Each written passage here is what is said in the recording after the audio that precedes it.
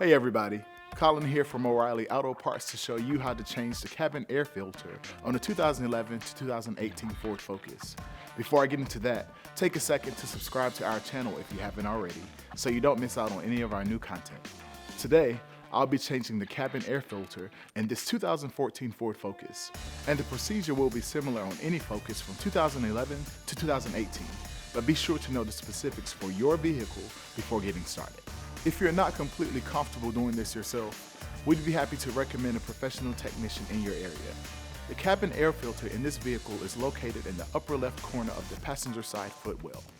Start by detaching the bottom panel of the glove box assembly by squeezing the fasteners and pulling them off. Then remove the panel. Use your T20 Torx bit to remove the Torx screw at the bottom of the cabin air filter housing cover and take the cover off. Remove the old filter from the housing. Install your new cabin air filter with the airflow direction arrows pointing toward the back of the vehicle. The amount of space you have will be limited, so it may help to fold the top and bottom of the filter toward each other as you fit it into the housing. Be careful not to damage the pleats of the filter during the process. Snap the filter housing cover back into place. Reinstall the screw you removed earlier. Raise the bottom panel of the glove box assembly back into place and secure it by replacing the fasteners.